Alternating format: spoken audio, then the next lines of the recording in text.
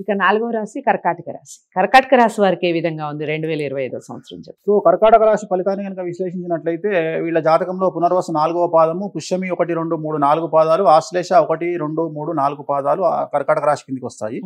So వీళ్లకు ఆదాయం కనుక తీసుకున్నట్లయితే 8, వ్యయం 2, రాజపూజ్యం 7, అవమానం 3.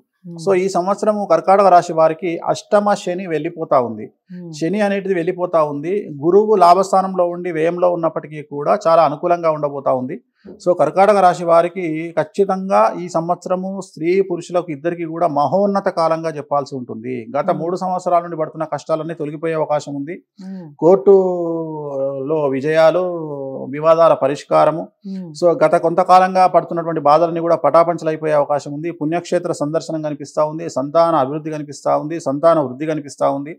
సో జీవితంలో ఒక గొప్ప ఉత్కృష్టమైనటువంటి అంటే పెద్ద లెవెల్కు మీరు వెళ్ళేటువంటి అవకాశం కనిపిస్తూ ఉంది. సో ఉద్యోగస్తులను కనుక తీసుకుంటే ప్రమోషన్లు, బదిలీలు మీరు కోరుకున్న స్థాయిలో ఉండబోతా ఉన్నాయి. అలాగే మీ గొప్ప తెలివితేటల వల్ల ఉద్యోగస్తులు వాళ్ళ పై ఆఫీసర్స్ మన్నలను పొంది అనుకున్న స్థాయిలో అభివృద్ధి అనేటువంటిది ప్రమోషన్లు కనిపిస్తూ ఉన్నాయి. విద్యార్థులకు విదేశీయానానికి వీసాలు స్టాంపింగ్ పడతాయి. అలాగే బయట విదేశాల్లో చదువుకునేటువంటి అబ్బాయి అమ్మాయిలకు ఉద్యోగాలు వస్తాయి. అలాగే అవివాహితులకు వివాహ యోగ సూచనలు గోచరిస్తూ ఉన్నాయి. అలాగే రైతులకు విశేషించి ఏది పండించినా అనుకూలంగా ఉంటుంది. దిగుబడులు ఎక్కువగా ఉంటాయి. రాబడి ఎక్కువగా ఉంటుంది. వాళ్ళకు ఉన్నటువంటి రుణాలు తీరుస్తారు. గవర్నమెంట్ వాళ్ళకు సహాయం చేస్తుంది. సో కర్కాటక రాశి వాళ్లకు మరీ ముఖ్యంగా స్త్రీలకు సంబంధించి చాలా విశేషించి వాళ్లకు వ్యాపారాలు ప్రారంభించాలంటే అనుకూలంగా ఉండబోతా ఉంది.